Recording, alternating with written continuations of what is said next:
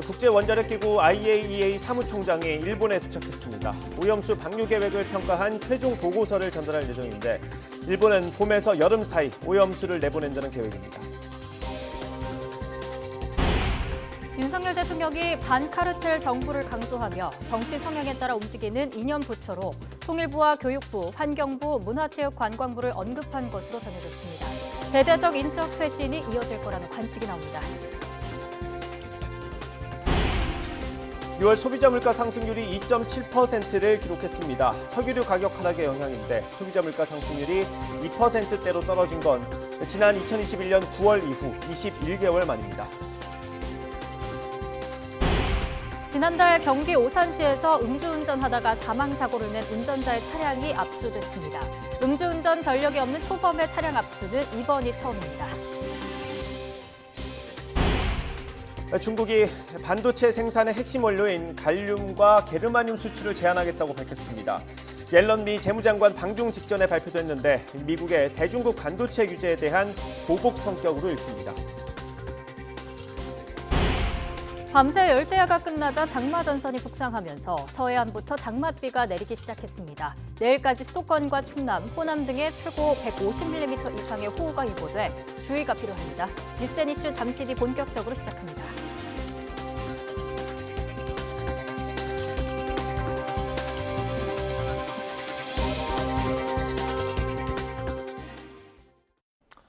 여러분 안녕하십니까. 국제원자력기구 IAEA의 라파엘 그로시 사무총장이 오늘 일본에 도착했습니다. 기시다 총리를 만나서 오염수 방류 계획 평가 보고서를 전달할 예정입니다. 이번 IAEA 사무총장의 방일과 최종 보고서 전달은 오염수 방류를 위한 마지막 단계인 만큼 주변국의 이목이 집중되고 있습니다. 일본 현지 연결해 알아봅니다. 김세호 특파원. 네, 도쿄입니다. 네, IAEA 사무총장 일본에 도착했고 앞으로 일정이 어떻게 됩니까? 네, 오늘 아침 도쿄에 도착한 라파엘 그로시 IAEA 사무총장은 잠시 뒤 하야시 외무상이 주최하는 오찬에 참석합니다. 양측의 공동 기자회견도 예정돼 있습니다. 그로시 사무총장은 오후에는 기시다 후미오 총리를 만나 IAEA가 후쿠시마 오염수 방류의 안전성 등을 평가한 최종 보고서를 전달합니다. IAEA는 지금까지 6차례에 걸친 보고서에서 방류 계획과 관련해 안전과 신뢰성에 문제가 없다고 밝혔습니다. 특히 그로시 총장은 지난해 5월 오염수 방류는 환경에 아무런 영향이 없다고 확신한다고 말한 바 있습니다. 이 때문에 이번에 기시다 총리에게 전달되는 IAEA의 최종 보고서도 비슷한 의견을 낼 것이라는 관측에 무게가 실리고 있습니다. 그로시 사무총장은 기시다 총리를 접견한 뒤 일본 기자클럽에서 기자회견을 진행할 예정입니다. 이 자리에서 후쿠시마 오염수 방류 평가에 대한 입장을 밝히고 관련 질의응답을 이어갈 것으로 보입니다. 이후 니시무라 야스토시 경제산업상 야마나카 원자력 규제위원장을 잇따라 만날 계획입니다. 그로시 사무총장은 내일 후쿠시마 제1원전을 직접 찾는데 오염수 방류 현장 점검을 위한 IAEA 현지 사무소도 개설할 예정입니다. 네, IAEA 최종 평가 보고서에 문제가 없을 경우 방류 시기만 남겨놓게 되는데요. 일본 여론을 보면 비교적 찬성이 많긴 하지만 반대 여론 또한 무시할 수 없는 수준이라고요. 네, 그렇습니다. 우선 현지 어민들의 반발이 좀처럼 누그러들지 않고 있습니다. 오염수 해양 방류로 인한 부정적인 소문으로 생계에 타격을 줄 수 있다는 이유입니다. 이 때문에 어업인들은 결의문 채택 등 반대 의사를 최근 지속적으로 밝히고 있습니다. 최근 일본 민영방송 TBS가 주도하는 네트워크 JNN의 여론조사의 경우 오염수 방류 찬성이 45%, 반대가 40%로 나타났습니다. 찬성이 다소 높긴 하지만 반대 여론 또한 만만치 않습니다. 일본의 연립여당인 공명당의 야마구치 대표가 해수욕 시즌을 피하는 것이 좋겠다고 말했는데 국내 반발 여론을 의식한 것으로 풀이됩니다. 하지만 일본 정부는 봄에서 여름 무렵 오염수 방류를 하겠다는 계획에는 변함이 없다는 기존 입장을 거듭 강조했습니다. 다만 IAEA의 최종 보고서에서 별다른 문제점을 지적하지 않더라도 기시다 총리는 일단 여론의 움직임을 살피고 방류 시기를 정할 계획입니다. 이런 가운데 우리나라를 비롯한 주변국에 대한 여론전도 강화할 것으로 보입니다. 일본 관방장관은 오늘 기자회견에서 일본의 오염수 안정성을 과학적 근거를 바탕으로 국내에 상세히 설명하겠다고 밝혔습니다. 특히 다음 주 열리는 아세안 안보포럼 외교장관 회의에서 오염수 방류 처리의 필요성을 적극 설명할 것으로 보입니다. 이와 함께 IAEA의 최종 보고서를 바탕으로 일본 8개 현의 수산물 수입을 금지하고 있는 우리나라의 수입 재개를 강력히 요구할 것으로 보입니다. 지금까지 도쿄에서 전해드렸습니다. IAEA 최종 보고서 발표를 앞두고 우리 정치권엔 신경전이 고조되고 있습니다. 민주당은 보고서를 무조건 믿으라는 건 과학이 아닌 신화의 영역이라고 비판했고, 여당은 야권의 목적은 대선 불복이라고 맞받아쳤습니다. 국회 취재기자 연결합니다. 박기환 기자. 네, 국회입니다. 네, 여야 반응은 어떻습니까? 네, 장외 여론전을 이어온 더불어민주당 그리고 과학적 검증이 우선이라며 민주당을 향해 괴담 공세를 펼치고 있는 국민의힘의 신경전이 갈수록 거칠어지고 있습니다. 특히 오늘 IAEA의 최종 보고서 발표를 앞두고 갈등이 고조되고 있는데요.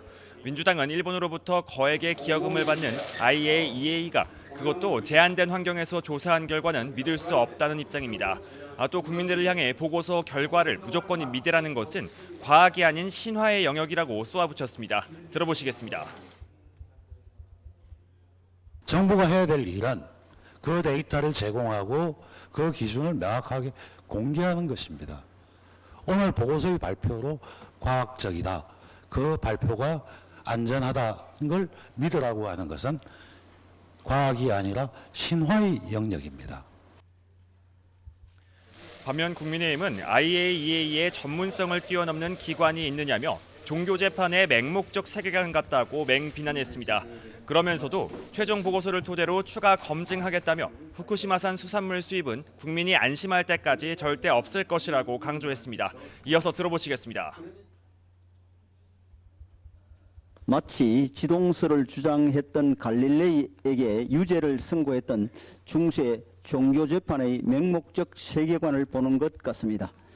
야권의 목적이 대선 불복에 있음을 명확히 보여줍니다. 일단 여야는 IAEA의 최종 보고서가 나온 뒤 후속 대응에 나설 것으로 보이는데요. 국민의힘은 정부의 조치부터 지켜보겠다는 방침이지만 민주당은 긴급 최고위나 의원총회 등을 여는 방안도 검토하는 것으로 알려졌습니다. 여야 쟁점 법안도 살펴보죠. 오늘 민주유공자법이 다시 논의된다고요? 네, 그렇습니다. 국회 정무위원회는 오늘 오후 2시부터 법안 일소위를 진행합니다. 특히 여야 입장이 엇갈리고 있는 민주유공자법이 논의될지 주목되고 있는데요. 민주화를 이끈 유공자와 유족에게도 지원이 필요하다는 민주당과 달리 국민의힘은 지원 대상 범위에 친북단체와 민간인 고문 사건 등이 포함되어 있다며 반대하고 있습니다. 이와 별개로 기획재정위원회는 오늘 오전 재정준칙 심사에 들어갔습니다. 국가 채무 비율 상한을 정해 재정 건전성을 유지하기 위한 법안인데요. 국가 부채를 안정적으로 관리해야 한다는 국민의힘과 추가 경정 예산을 편성해 취약계층을 지원해야 한다는 민주당의 입장이 엇갈리고 있습니다. 지금까지 국회에서 YTN 박견입니다. 소비자 물가 상승률이 21개월 만에 2%대로 내려왔습니다. 5달 연속 내림세입니다. 이번엔 특히 석유류 가격이 역대 최대폭으로 떨어진 게 영향을 미쳤습니다. 취재기자 연결합니다. 오인석 기자. 네, 오인석입니다. 네, 자세한 소식 전해주시죠.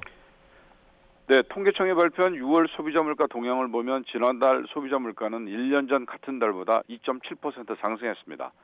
소비자 물가가 2%대를 기록한 것은 지난 2021년 9월 2.4% 이후 1년 9개월 만입니다. 소비자 물가는 올해 1월 5.2%를 기록한 이후 5개월 연속으로 상승률이 둔화했습니다. 지난 4월 3.7%, 5월 3.3%에 이어 6월에는 2.7% 상승률을 기록했습니다. 6월 석유류 가격이 1년 전보다 25.4% 하락해 관련 통계가 작성된 1985년 1월 이후로 최대 감소폭을 기록했습니다. 휘발유가 23.8%, 경유 32.5%, 자동차용 LPG는 15.3%가 내렸습니다.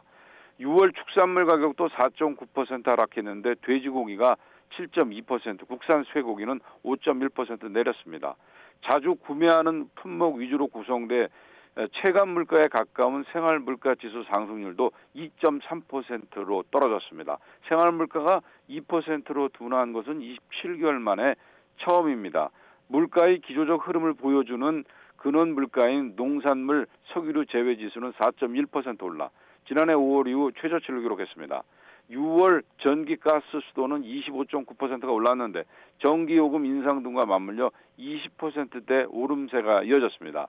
통계청은 7월까지는 기조효과를 고려할 때 물가가 많이 안정될 것 같고 하반기는 그에 비해 하락폭이 둔화할 수 있다며 국제 원자재 가격과 환율 등은 상방 요인이고 국내 경기에 따라 하방 요인이 있을 수 있다고 분석했습니다. 지금까지 통계청에서 전해드렸습니다. 네, 조금 전에 들어온 소식입니다. 정부가 일제 강제동원 피해자 가운데 제3자 변제 해법을 수용하지 않은 4명에 대한 배상금 공탁 절차에 착수한 가운데 광주지방법원 소속 공탁 공무원이 이 가운데 한 건에 대해서 불수리 결정을 했습니다. 외교부는 출입기자단에 배포한 입장문을 통해 공탁 공무원이 형식상 요건을 완전히 갖춘 공탁 신청에 대해 불수리 결정을 한 건 권한 범위를 벗어난 것이자 헌법상 보장된 법관으로부터 재판받을 권리를 침해하는 유례없는 일이라고 지적했습니다. 또 담당 공탁 공무원은 다른 동료들에게 의견을 구한 후 불수리 결정을 했는데 이는 공탁 공무원이 개별적으로 독립해 판단하도록 한 법원 실무 편람에도 어긋나는 거라고 비판했습니다. 외교부는 이어서 변제 공탁 제도는 원래 변제를 거부하는 채권자에게 공탁하는 것으로 그 공탁이 변제로 유효한지 여부는 향후 재판 과정에서 판단될 문제라고 설명했습니다. 아울러 정부는 이미 면밀한 법적 검토를 거쳤고 해당 불수리 결정은 법리상 승복하기 어렵다며 즉시 이의 절차에 착수해 법원의 올바른 판단을 구하고 피해자의 원활한 피해 회복을 위해 최선을 다할 거라고 강조했습니다. 지난달 경기도 오산에서 만취 상태로 운전하다가 6명의 사상자를 내고 도주한 혐의를 받는 남성의 차량이 압수됐습니다. 경기 오산경찰서는 특정 범죄 가중처벌법상 도주치사 등의 혐의로 구속된 25살 임모 씨의 차량을 압수했다고 밝혔습니다. 음주운전 전력이 없는 초범인데도 차량이 압수된 사례는 이번이 처음입니다. 어제 낮 동안에 달궈졌던 서울 도심이 밤에도 식지 않고 열대야로 이어졌습니다. 시민들은 밤늦게까지 공원에서 더위를 식혔습니다. 이명준 기자입니다. 밤 9시가 가까운 시간이지만 많은 사람이 숲길을 거닙니다. 연신 부채질도 하고 시원한 음료도 마셔보지만 무더위를 쫓기에는 역부족입니다. 일 끝나고 나왔는데 너무 더워가지고 그냥 진짜 한 30분 정도만 산책하고 들어가 봐야 될 것 같아요. 한강공원에도 시민들이 몰렸습니다. 강바람이라도 느껴보려고 산책을 나왔지만 덥기는 이것도 마찬가지입니다. 오늘 아무래도 에어컨이 없으면 잠을 못 잘 것 같습니다. 네. 낮 동안의 뜨거운 열기가 좀처럼 식지 않으면서 이렇게 많은 시민이 한강변에 나와 있습니다. 서울은 어제 낮 최고 기온이 34.9도까지 올라 올해 가장 높은 기온을 보였습니다. 밤에도 기온이 25도를 웃돌아 여름 불청객인 열대야가 나타났습니다. 열대야는 밤사이, 즉 저녁 18시 01분부터 다음날 09시 사이에 최저기온이 25도 이상 유지될 때로 정의하고 있습니다.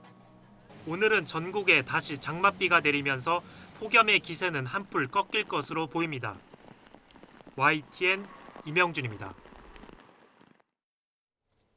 네, 보신 대로 어제는 폭염, 오늘은 장맛비입니다. 서울을 포함한 중부지방은 밤사이 국지성 호우까지 예상이 됩니다. 기상센터 연결해 보겠습니다. 윤수빈 캐스터. 네, 기상센터입니다. 네, 지금도 비가 오는 데가 있습니까? 네, 장마전선상에서 발달한 저기압의 영향으로 현재 서해안과 호남 지방을 중심으로 비가 내리고 있습니다. 특히 호남 지방은 시간당 20mm 안팎의 다소 강한 비가 집중되고 있는데요. 이번에도 시간당 30에서 70mm의 국지성 호우가 벼락과 돌풍을 동반하며 쏟아질 것으로 보여 주의가 필요합니다. 지역별로 강한 비가 내리는 시점을 살펴보면 서울 등 중부와 경북 북부 내륙은 오늘 밤 사이가 취약 시간이 되겠고요. 호남 지방은 내일 새벽에, 경남 남해안과 제주도는 내일 새벽부터 아침 사이 국지성 호우가 예상됩니다. 비의 양은 수도권과 충남, 호남과 제주도에 150mm 이상, 강원과 충북에도 120mm가 넘는 큰 비가 내리겠습니다. 이미 많은 비가 내려 지반이 무척 약해져 있는 만큼 산사태나 저지대 침수 등 또다시 피해가 발생하지 않도록 각별히 유의하시기 바랍니다. 오늘 밤사이 서울 등 서쪽 지방 곳곳으로는 열대야가 나타났는데요. 낮 동안에는 비가 내리면서 더위가 잠시 쉬어가겠습니다. 서울 한낮 기온 29도, 대전 28도, 광주와 부산은 26도가 예상됩니다. 비는 내일 오전이면 대부분 그치겠고요. 이후에는 다시 맑고 무더운 날씨가 이어지겠습니다. 주 후반에는 남부와 제주도를 중심으로 또 한 차례 장맛비가 내릴 전망입니다. 지금까지 날씨 정보였습니다.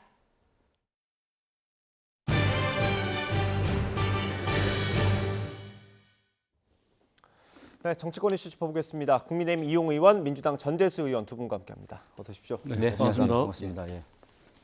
친윤 핵심 인사가 나오셔가지고 오늘 많은 걸 여쭤봐야 될 것 같습니다. 저도 긴장이 됩니다. 일단 오늘 하루 잘 부탁드리고요. 뭐 차관 인사가 이렇게까지 파장이 있는 건 또 오랜만인 것 같습니다. 뭐 10명 넘는 차관급을 임명을 했고 어제 임명장을 대통령이 직접 임명장을 줬습니다.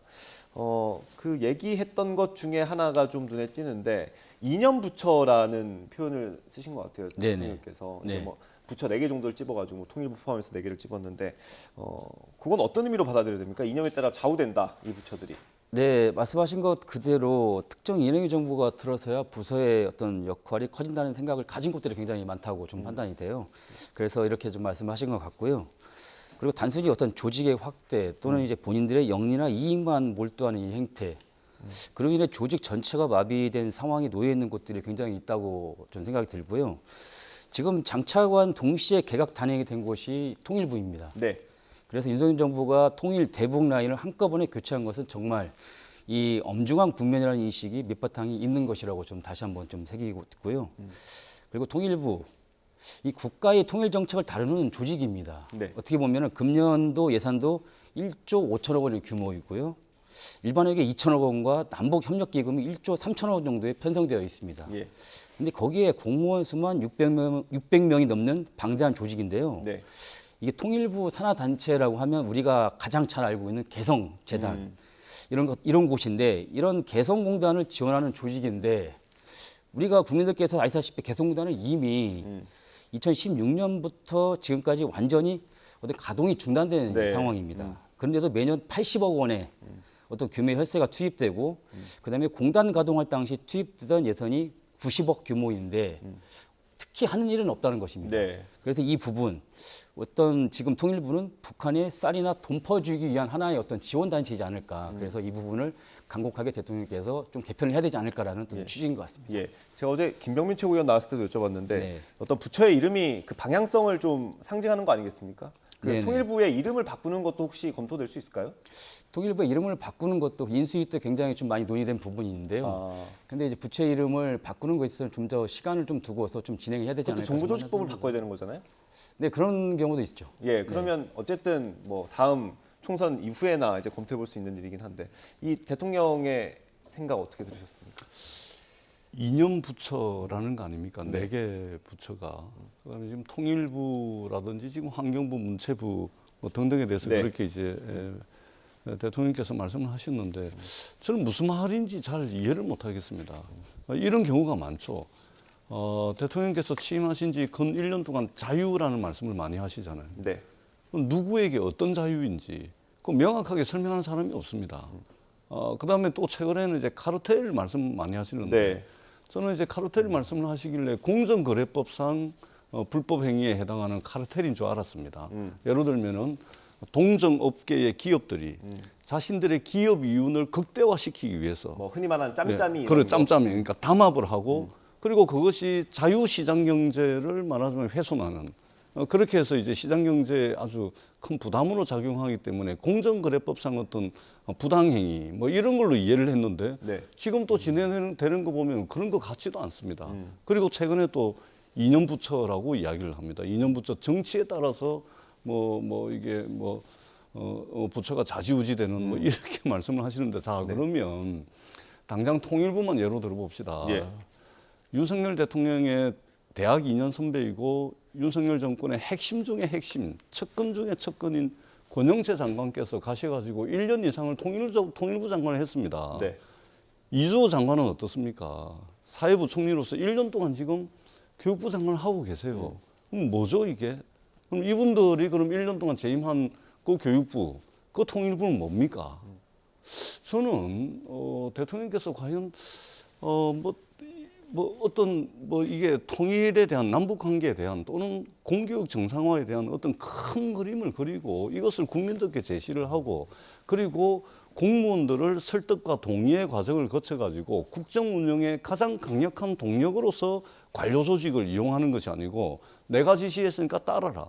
그러고서 따르지 않으면은 전부 잘라버리고 감사원 감사해버리고 이런 식입니다. 공무원들에 대해서는 헌법 7조에 공무원이 어떤 사람인지 규정이 되어 있습니다. 네. 공무원들은 전체 대한민국 국민에 대한 봉사자로 헌법 7조에 되어 있습니다. 네.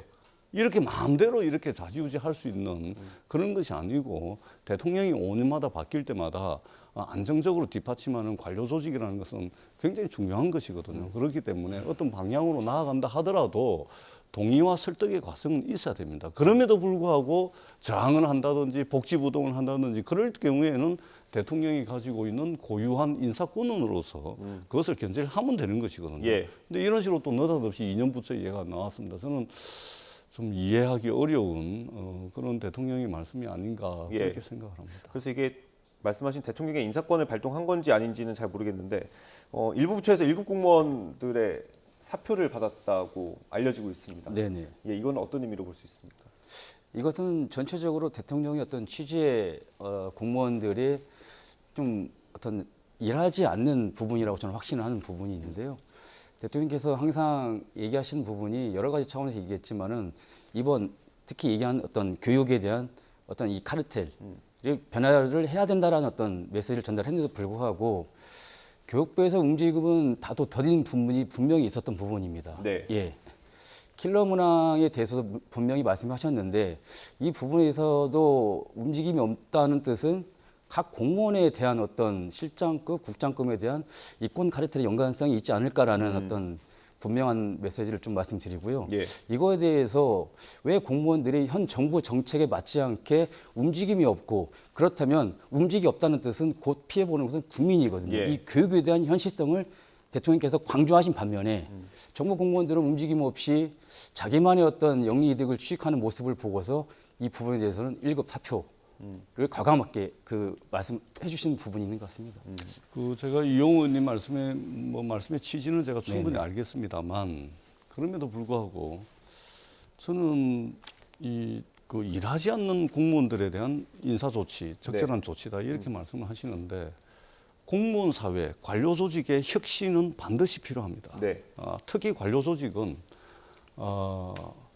늘 매일매일 혁신하지 않으면 정말로 이게 전체 국민에 대한 봉사자이기 때문에 이게 매너리즘에 빠진다든지 특히 우리가 통상적으로 이야기하는 관료주의 이 관행에 빠지게 되면 그 피해는 고스란히 국민에게 돌아오게 되어 있습니다. 그렇기 네. 때문에 관료 조직의 혁신을 아무리 이야기해도 지나치지 않지만 적어도 새 정부가 들어서고 난 뒤에 윤석열 정부에서 네. 관료 조직을 국정 운영의 동력으로 삼기 위해서 관료 조직의 과연 혁신을 위해서 무엇을 했는지 예를 들면 이전의 정부들이 들어서게 되면 뭐 대통령 특강이라든지 또는 이제 그 정부의 어떤 철학이라든지 비전이라든지 이런 것들을 만들어 가지고 관료 조직이 학습도 하고 공부도 하고 그다음에 인사혁신처를 통해 가지고 인사의 어떤 인센티브라든지 이런 것들을 당근과 채찍을 가지고서 관료 조직의 혁신에 박차를 가합니다.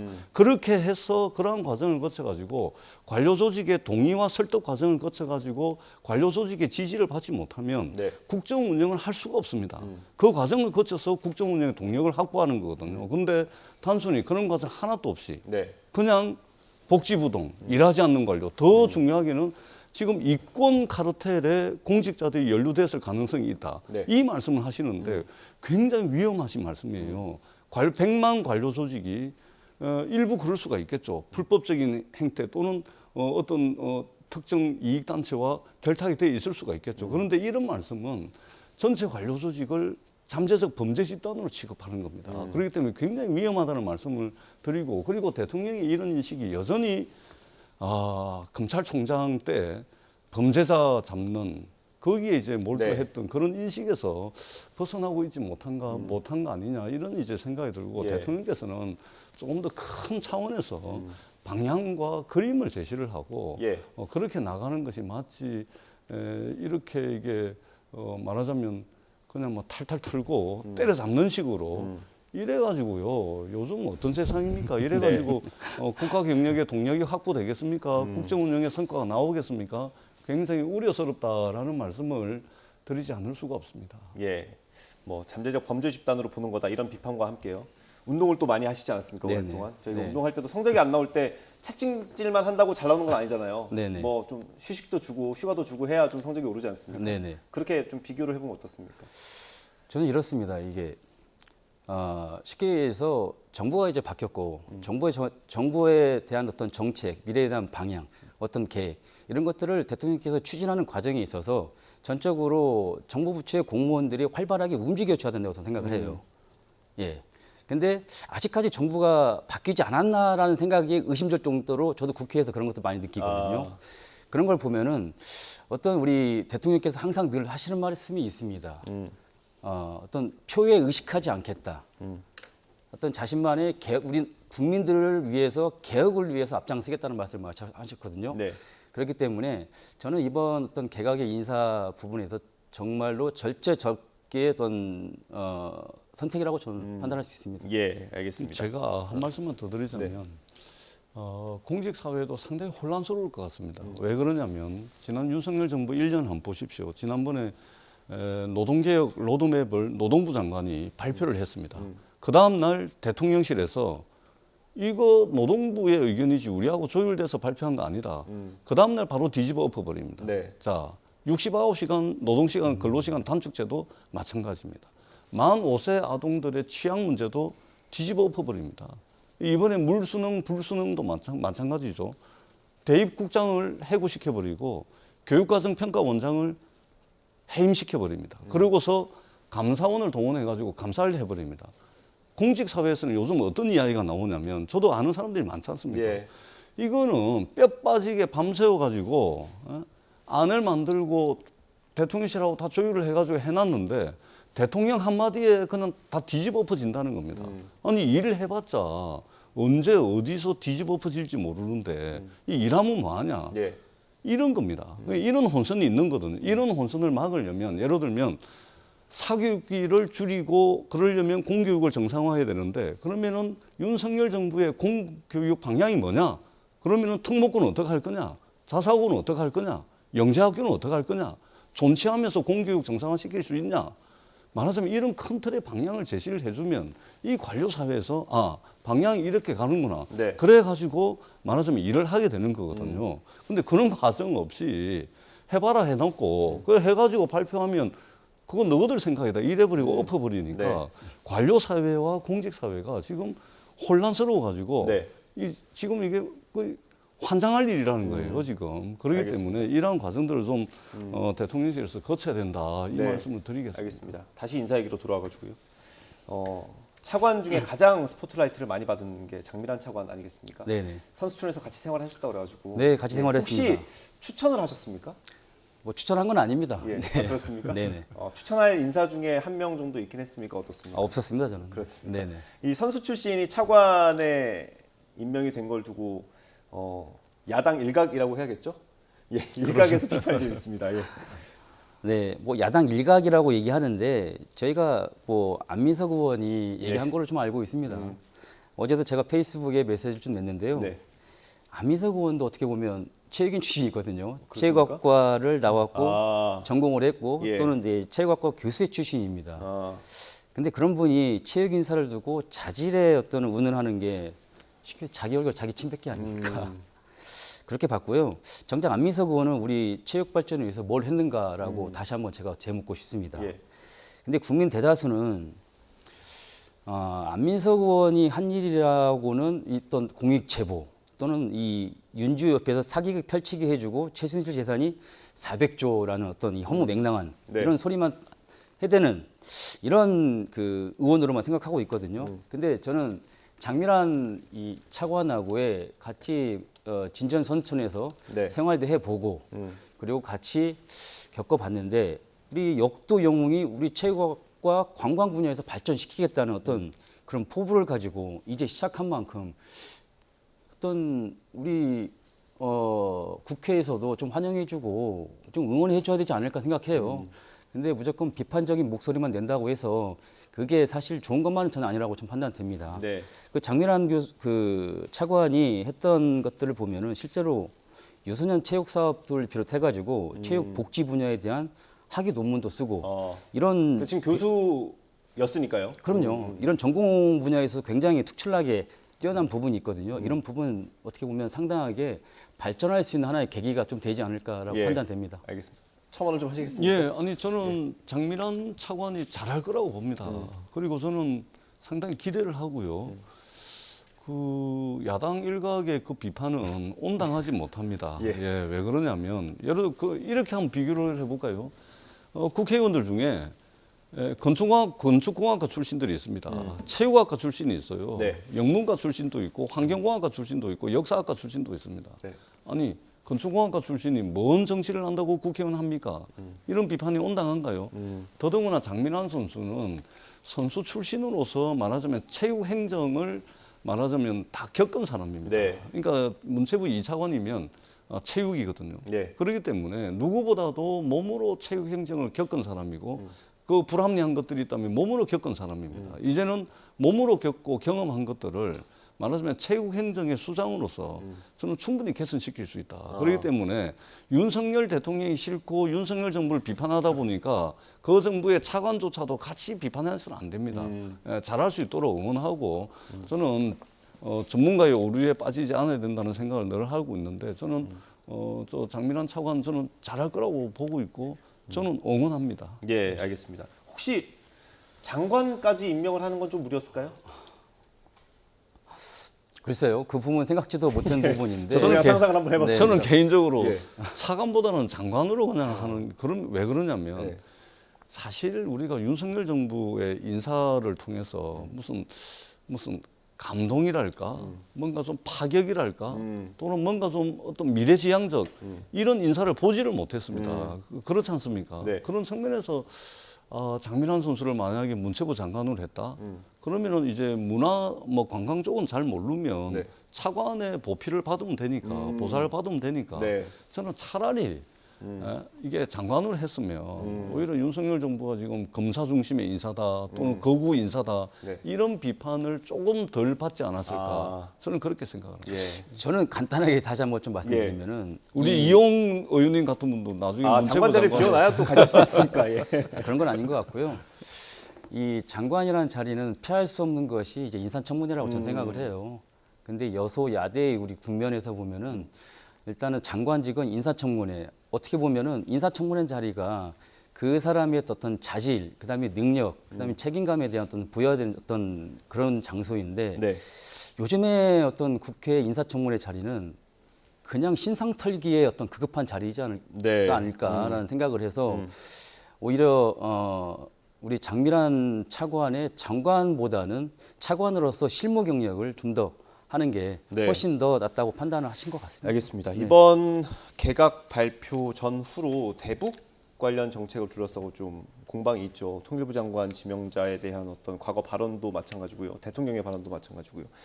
그런 가운데 문재인 전 대통령이 어제 메시지를 냈죠. 냉전적 사고에서 헤어나지 못한 사람들이 아직도 많은 것 같다. 이 발언은 어떻게 읽어야 됩니까?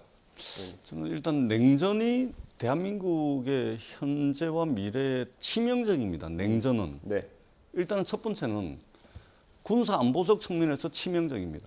예를 들면 냉전 시대가 도래한다고 그러면 군사 안보적 질서가 어떻게 되겠습니까? 북중러 대 한미일이 되는 거죠. 그러면은 군비 경쟁이 불을 붙을 겁니다. 그리고 이 한반도가 화약고가 될 가능성이 많습니다.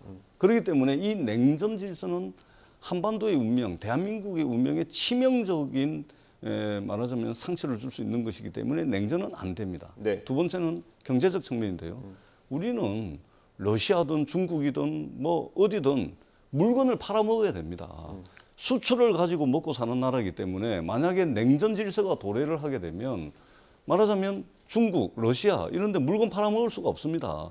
특히 중국은 우리 전체 수출의 25% 아닙니까? 러시아까지 합하고 또는 중국 영향권에 있는 뭐 화교 국가들까지 합하면 전체 수출의 거의 50% 가까이가 차지하고 있습니다. 그렇기 때문에 군사 안보적 측면에서도 경제적 측면에서도 냉전이라는 것은 대한민국의 현재와 미래에 있어서는 치명적입니다. 그렇기 때문에 우리가 냉전을 비판을 하는 것인데 윤석열 대통령께서 지난 수십 년 동안 우리가 국제 외교 무대에서 이 외교 안보를 통해 가지고 경제 영토를 쭉 넓혀왔습니다. 그렇게 해서 GDP 세계 8위의 경제대국과 3050, 5천만 이상의 인구 중에 1인당 국민소득이 $3만 이상 가는 게 전 세계 8개 나라밖에 안 됩니다. 네. 거기에 들어갈 수가 있었습니다.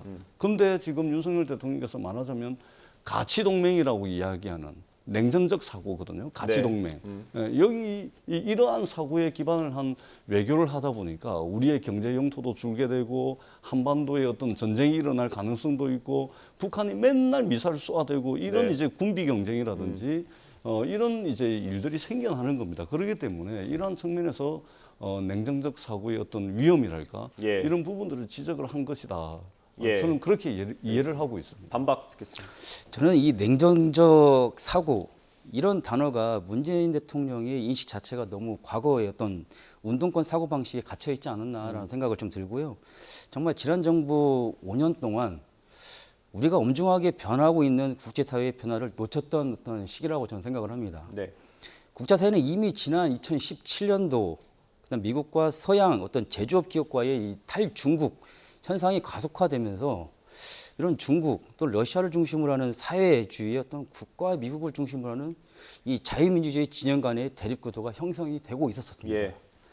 근데 우리는 그 시기에 이런 엉뚱한 어떤 한반도 운전자론과 김정은과의 평화쇼 이런 것들을 인해 가지고 국민들의 눈과 귀를 현혹시켰다고 저는 생각이 좀 들어요. 네. 예, 또한 문재인 대통령의 이전 페이스북 메시지를 저희가 다시 한번 좀 보면요. 이 한국전쟁 73주년을 맞아 6월 25일에 한국전쟁을 미중 전쟁의 국제적 성격이 있다는 이런 주장을 이렇게 페이스북에 글을 남겼습니다. 예. 이건 전형적인 사회주의 운동권 좀 시각이고요. 네.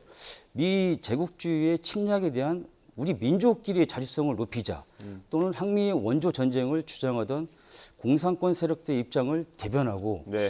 김일성의 남치 모드를 기리기 위한 하나의 방심이지 않을까. 이런 식의 어떤 문재인 대통령의 어떤 운동권식의 발언은 이제는 좀 사라져야 된다고 보고요. 예. 그리고 특히나 문재인 대통령께서 퇴임하실 때 했던 말도 국민들께서 기억하실 겁니다. 국민들에서 이제 뭐 사라질 것이다. 네. 나 그런 말씀했는데 잊혀지고 싶다고 했던 것 같습니다. 네, 그렇죠? 그렇죠. 예. 계속해서 이렇게 앞에 서서 나온다는 것은 뭔가 지금 원래 민주당의 어떤 입장에서 볼 때는 그렇게 썩 좋아 보이지 않는 입장이지 않을까 생각합니다. 알겠습니다. 네. 의원님, 제가 네. 주제를 네. 넘어가야 돼요. 네. 지금 시간이 얼마 없습니다. 주제가 많이 남았는데 시간이 정말 없네요. 오늘 IAEA 사무총장이 일본에 도착을 했고요. 아마 그 오염수 방류 계획에 대한 평가 보고서를 발표할 걸로 알려지고 있습니다. 뭐 결과가 나와봐야 알겠지만요. 일단 이 사안은 저희가 쭉 다뤄왔고 내일도 아마 좀 중점적으로 다뤄야 될 것 같아서 짧게 한 마디씩만 듣고 넘어가려고 합니다. 일단 정부 여당에서 어떻게 대처해야 된다고 보시는지 들어볼게요. 저는 국민의힘이 지금 후쿠시마 오염수가 안전하다는 주장 아닙니까? 예. 안전하기 때문에 저 노량진 수산시장에 가가지고 수조 속에 담긴 물까지 먹는 거 아닙니까? 그만큼 안전하다는 것이죠. 여러 논란이 있음에도 불구하고 안전하다니까 네. 안전한 거 후쿠시마 오염수 안전하다니까 일본 영토 내에 일본 자국 내에서 소화를 하시라. 그 말씀을 분명히 드리고 네. 그리고 끝끝내 방류를 하겠다면 좀 연기를 하시라. 연기를 네. 하시고 난 뒤에 태평양 바다에 그냥 쏟아버리는 거 외에 다른 방법이 분명히 있거든요. 고체화시키고 땅에 묻고 또는 전기화시키고 여러 방법이 있기 때문에 그 비용이 문제라면 태평양 도서국가 18개 나라 포함해서 독일도 반대하지 않습니까? 중국, 우리나라도 반대하잖아요. 그러면은 비용 분담을 해서 일본 내에서 충분히 처리를 할 수 있도록 비용 분담까지 우리가 좀 논의를 할 수 있는 그런 실질적인 해결책이 있기 때문에 방류만큼은 조금 늦춰달라. 예. 일본 자민당의 열린 여당인 공명당에도 공명당 대표가 엊그제 그랬지 않습니까? 해수욕 시즌만큼은 피해서 좀 방류를 할 수 있는 계획을 좀 세워달라. 예. 지금 여름이거든요. 네. 그러면 몇 달 시간이 있습니다. 좀 방류를 연기하고 다른 방법이 없으면 모르겠는데 기체와 고체와 땅속에 묻는 거 여러 방법들이 있기 때문에 그런 방법을 좀 모색을 하자. 네. 집권 여당 정부가 그런 역할을 해야 된다. 네. 이런 말씀을 드리겠습니다. 뭐 이런 제안과 지적이 있고요. IAEA 사무총장이 지금 일본에 있고 아마 7일에서 9일쯤 우리나라를 또 방문할 예정인 것 같더라고요. 네네. 예. 근데 일단은 이 안정성에 대해서 전재수 의원님께서 좀 말씀을 하셨는데요. 제가 볼 때는 이 여러 자료들을 좀 제가 취합했을 때 한 말씀만 딱 드리면은 걱정하지 않아도 된다는 말씀을 좀 국민들께 다시 한번 말씀 좀 드리고 싶고요.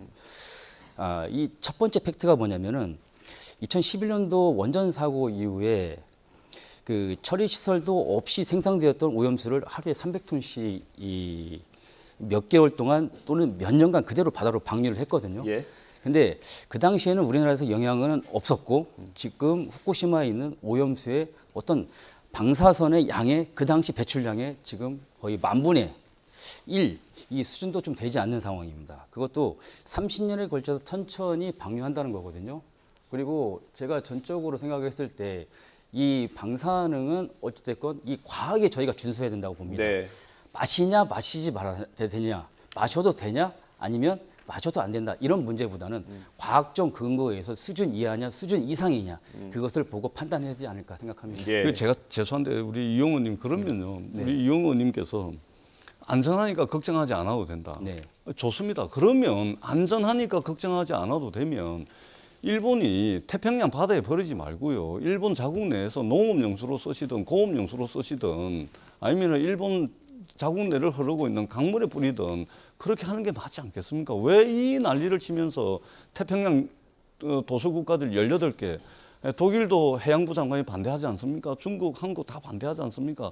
이렇게 안전하고 걱정하지 않아도 되면 일본에서 처리를 하세요. 왜 태평양 바다에 그거 갖다 버리려고 합니까? 그리고 과학 말씀하시는데요.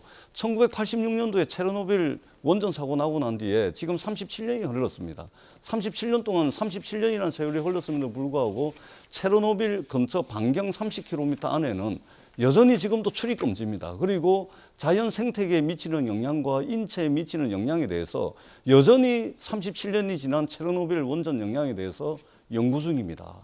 우리가 지금 이 과학이라고 이야기하는 것은 원자력에 대해서 현재까지 밝혀진 것만 과학이죠. 아직도 미지의 영역, 적어도 원자력에 대해서, 방사능에 대해서는 여전히 미지의 영역이 너무나 많이 남아 있습니다. 네, 알겠습니다. 과학으로 해결해야 될 영역이 너무 많이 남아 있습니다. 제가 잠깐만 좀 반박 듣고 얘기하겠습니다. 넘어가겠습니다. 이 우리가 흔히 얘기하는 IAEA 국제 원자력 기구입니다. 네. 그 국제 원자력 기구에는 이사국이 35개국이 지금 포함되어 있습니다. 그 중에서는 미국, 호주, 중국, 이탈리아, 러시아, 프랑스, 특히나 러시아, 중국 이 오염 배출을 반대하는 중국 또는 러시아가 포함되어 있거든요. 네. 그렇다면 이것을 반대하는 국가에서 검사를 했을 때 오히려 이 검사에 대한 정말로 이 철저하게 검증을 해야 될 부분이 저는 있다고 봐요. 근데 그런 반대하는 국가에서도 우호적으로 저는 하지 않을 거라고 좀 전적으로 좀 보거든요. 예. 그렇기 때문에 우리가 IAEA에 대한 어떤 판단, 그런 기준 검사 이런 것들은 우리가 좀 더 네. 심사숙고하게 들어봐야지 않을까 좀 판단합니다. 죄송합니다. 제가 짧게 한 말씀 드려요. 30초만 드리겠습니다. 예, 짧게. IAEA는 신뢰할 만한 국제기구입니다. 그런데 하나 아셔야 될 것이요. 네. IAEA 국제원자력기구는 원자력진흥기구입니다. 진흥기구.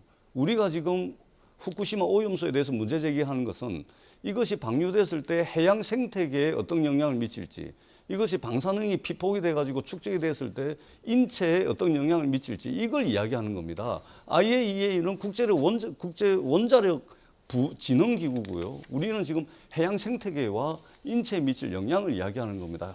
국제 해양 생태계를 연구하는 국제기구가 아니라는 말씀을 네. 분명히 드리도록 하겠습니다. 알겠습니다. 이제 1분밖에 안 남았는데 1분 정도는 제가 더 쓸 수 있을 것 같다고 제가 스스로 생각을 해보겠습니다. 짧게 하나씩 여쭤보겠습니다. 추미애 전 장관이 최근에 자기가 자신이 법무부 장관에서 물러나는 과정을 언론 인터뷰를 통해서 공개를 했습니다. 그러시면 안 됩니다. 예. 제가 다 여쭤보지도 않았는데 그러시면 안 된다고. 예. 추미애 장관께서 아무리 뭐 하실 말씀이 있지만 나오셔서 더더구나 언론에 나오셔서 하실 말씀이 있고 하지 않으셔야 될 말씀이 있는 겁니다. 지금 추미애 장관께서 언론에 나오셔가지고 여러 말씀을 하시는데 그걸 듣고 계시는 문재인 대통령 하실 말씀 없겠습니까? 근데 왜 안 하겠습니까? 왜냐하면 해야 될 이야기, 안 해야 될 이야기가 있는 것이고 따로 만나서 개인적으로 해야 될 이야기가 있고 안 해야 될 이야기가 있는 것입니다. 그렇기 때문에 저는 최소한의 정치적 도의를 좀 지켜주십사 예. 하는 말씀을 좀 드리도록 네, 그럼 하겠습니다. 짧게 하나만 더. 왜 그런다고 생각하십니까? 곧 총선이지 않겠습니까? 결국은 이제 총선 출마를 하기 위한 예. 여러 가지 이제 계획 속에서 자신의 포지셔닝에 따른 메시지다. 예. 저는 그렇게 믿고 싶지 않지만 예. 그거 외에는 달리 설명을 할 수 있는 방법이 없습니다. 알겠습니다. 공평하게 당 얘기를 여쭤봐야 될 것 같아요. 저는 이렇게 생각. 국민의힘 얘기 여쭤보려고 했는데 그 최근에 네. 이제 최경환 전 부총리와 이준석 전 대표 네, 이제 네. 그리고 김용태 전 최고까지 이렇게 만나지 않았습니까? 네네.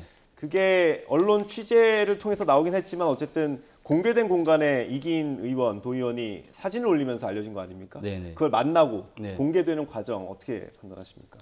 저는 이렇게 생각합니다.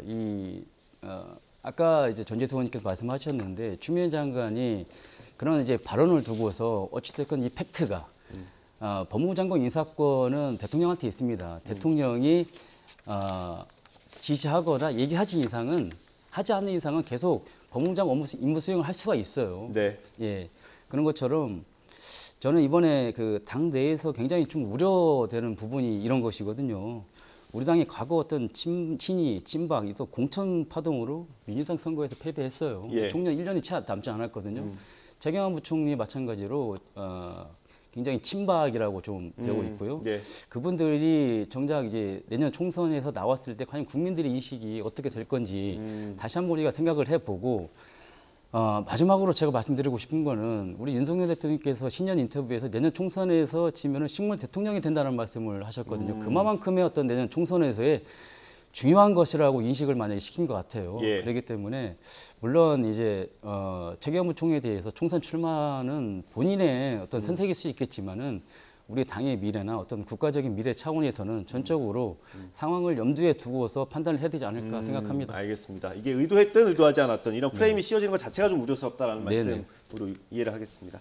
오늘 말씀 여기까지 듣겠습니다. 국민의힘 이용 의원, 더불어민주당 전재수 의원과 함께했습니다. 감사합니다. 네, 고맙습니다.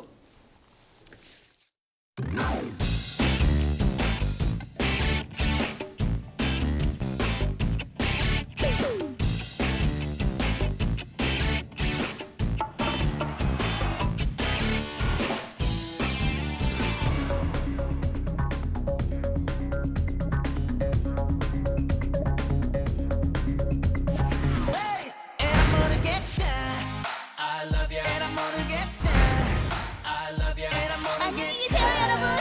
전 이 세상의 모든 굴레와 속박을 벗어던지고 제 행복을 찾아 떠납니다. 여러분도 행복하세요.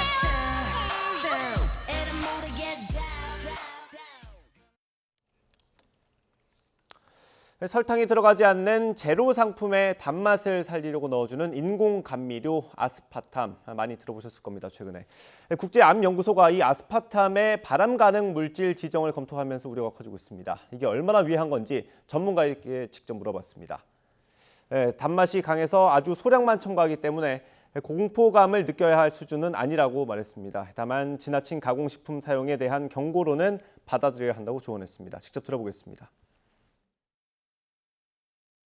ARC가 발암물질, 김치, 젓갈 이런 또 적색류 고기 정도, 고기도 우리가 먹으면서 인류가 평균 수명이 더 높아졌습니다. 고기가 주는 그런 발암성 문제도 있지만 면역이라든지 이런 좋은 점을 더 많이 줬기 때문에 사람에게는 더 큰 이익이 더 크거든요.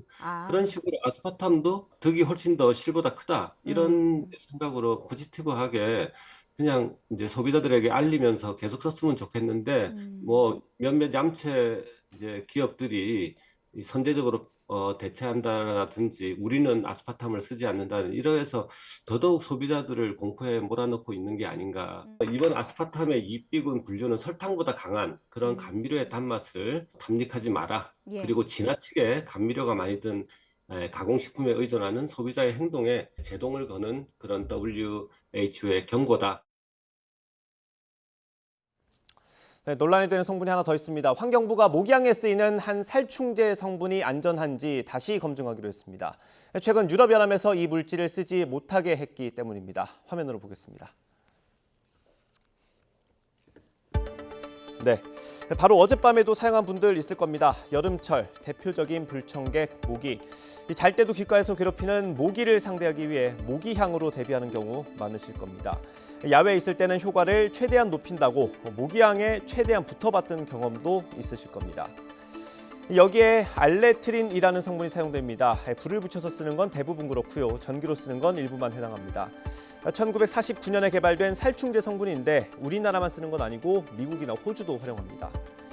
정부가 이 성분이 안전한지 다시 검증하기로 했습니다. 살생물 성분과 제품의 승인을 심의하고 의결하는 환경부의 관리위원회가 내린 결정입니다. 이 위원회는 앞서 2022년 12월 이 성분을 포함해 48종의 살생물 성분의 사용을 승인한 바 있습니다. 한번 내린 결정을 다시 들여다보는 이유, 유럽연합의 판단 때문입니다. 유럽연합은 지난 3월 알레트린에 대한 사용을 금지했습니다. 이 성분이 공기에 퍼져서 햇빛에 닿을 때 생기는 게 DNA 손상을 일으킬 수 있다는 우려 때문입니다. 다만 이유가 이 물질의 위해성을 판단하는 데 사용한 평가 방식에 한계가 있다는 분석도 있습니다. 우리 정부는 전문가 논의를 통해 구체적인 검증 계획을 세우기로 했습니다. 현대 기아차가 생산한 전기차에서 주행 중 동력이 상실된다는 신고가 넉 달 만에 30여 건 접수됐다는 YTN 단독 보도와 관련해 국토교통부는 정보를 수집해 분석하고 있다고 밝혔습니다. 국토부는 통합충전 제어장치 ICCU 문제로 보인다며 정확히 어떤 부분에서 오류가 발생했는지는 아직 확인되지 않았다고 전했습니다. 또 현대 기아차에서도 해결책을 찾고 있는 것으로 알고 있다며 해당 차종에 대해 무상 수리 방식을 적용할지 자발적 시정 조치 리콜로 조치할지는 아직 결정하지 않았다고 덧붙였습니다. 카카오페이 증권의 해외 주식 거래 서비스 접속에서 한때 장애가 발생했습니다.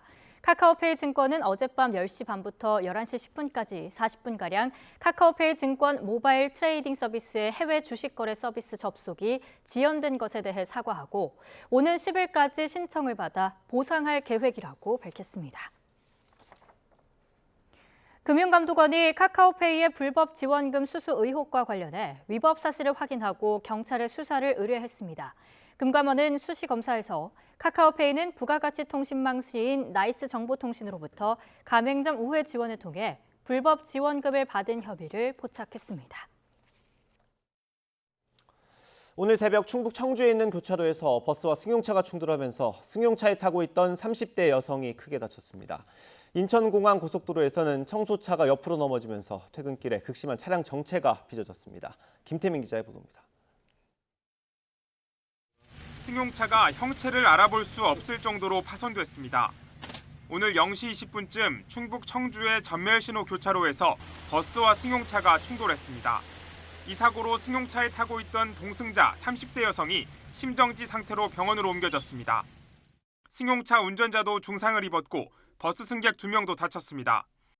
경찰은 두 차량의 과실 여부를 조사하고 있습니다. 인천국제공항으로 가는 청라나들목 인근에서 2.5톤 청소차가 옆으로 넘어졌습니다. 앞서 달리던 승용차를 들이받고 전도된 겁니다. 이 사고로 4개 차로 가운데 3개 차로가 통제되면서 3km 가까이 차량 정체가 이어졌습니다. 사고 수습에 3시간 가까이 걸리면서 공항 이용객들은 발을 동동 굴렀고 인근 시민들은 퇴근길 큰 불편을 겪었습니다. 공장 바닥에 가스 착포가 널려 있습니다. 어제 오후 5시 40분쯤 전북 군산에 있는 아이스팩 공장에서 암모니아 냉매가스가 유출됐습니다. 사고 발생 당시 공장 직원 2명은 긴급히 대피했지만 인근 주민 4명이 가스 냄새에 어지러움을 호소해 병원으로 이송됐습니다. 이 공장은 암모니아를 1톤가량 보관하고 있었던 걸로 파악됐습니다. 소방은 암모니아 누출 규모와 사고 원인을 조사하고 있습니다. YTN 김태민입니다. 출생 신고가 되지 않은 영유아와 관련해 경찰이 모두 193건을 수사하고 있습니다. 숨진 것으로 확인된 아동은 모두 11명으로 친모가 서울병원에서 출산한 직후 치료받던 아기가 숨졌다고 진술한 경기 하남시 사례가 새로 추가됐습니다. 현재 소재와 생사가 확인되지 않은 영유아는 178명입니다. 네, 요즘 아기 관련 소식으로 안타까운 뉴스만 전해드렸는데요. 세상 한편에는 훈훈한 일도 있습니다. 한 아파트 주민이 아기 출생 100일을 맞아 떡을 돌리며 경험한 일인데요. 사진과 함께 어떤 일인지 함께 보겠습니다. 아기가 천진난만한 표정으로 누워 있습니다. 포동포동하게 살이 올랐고요. 입에는 공갈젓도 물고 있죠. 태어난 지 100일을 맞이한 건강한 아기입니다. 이 100일둥이를 위해서 마련된 상도 보입니다. 일백자 한자가 새겨진 떡도 가지런히 놓여 있죠. 부모가 이날을 기념하기 위해서 아파트 경비 아저씨를 비롯해 이웃들에게 떡과 과일을 돌렸는데요. 이후 집 초인종 소리가 들려 나가보니 환한 웃음을 지은 경비 아저씨가 있었습니다. 축 100일이라고 쓰인 흰 봉투와 함께였는데요. 온라인 커뮤니티에 사연을 소개한 100일둥이 아버지 A씨. 이 경비 아저씨는 얼마 안 되는 금액이라 신경 안 써도 된다며 봉투를 손에 쥐어주고 뒤돌아 내려갔고 당시 상황을 전했습니다. A씨는 10,000원이 들어있던 이 흰 봉투가 저에겐 10만 원, 100만 원과 같은 느낌이었다며 뜻하지 않은 선물을 안겨준 경비 아저씨께 감사하다고 덧붙였습니다. 100일둥이 덕분에 한 아파트에 갑작스럽게 찾아온 웃음꽃. 모처럼 들린 이웃 간의 훈훈한 소식에 마음이 뭉클해지네요. 벌금 수천억 원을 선고받은 대규모 금괴 밀수 조직 총책들이 형량이 과중해 헌법에 위배된다며 소송을 냈지만 받아들여지지 않았습니다. 현재는 대규모 밀수 범죄는 수사와 처벌이 힘든 만큼 경제적 불이익을 가해 범행을 예방하고 엄하게 다스릴 필요가 크다면서 법이 지나치게 가혹하다고 볼 수 없다고 판단했습니다. 윤 씨 등 3명은 2015년부터 1년 반 동안 수백 차례에 걸쳐 1kg 금괴 4만여 개를 밀반출한 혐의로 기소돼 징역형과 함께 적게는 5,900억 원에서 많게는 6,600억 원의 벌금형을 선고받고 2조 원의 공동 추징 명령을 받았습니다. 내년 최저임금 수준을 논의하는 최저임금위원회 10차 전원회의가 오늘 오후 정부 세종청사에서 열립니다. 노동계와 경영계는 오늘 회의에서 최저임금 최초 요구안에 대한 수정안을 제출할 예정입니다. 앞서 근로자위원은 올해보다 26.9% 인상한 시급 12,210원을, 사용자위원은 올해와 같은 시급 9,620원을 제시했습니다. 이미 법정 심의 기한을 넘긴 최저임금위원회는 이달 중순까지 결정안을 고용노동부 장관에게 넘겨 다음 달 5일 확정 고시해야 합니다. 이어서 뉴스 앤 이슈 2부가 방송됩니다. 저희는 잠시 뒤에 돌아오겠습니다.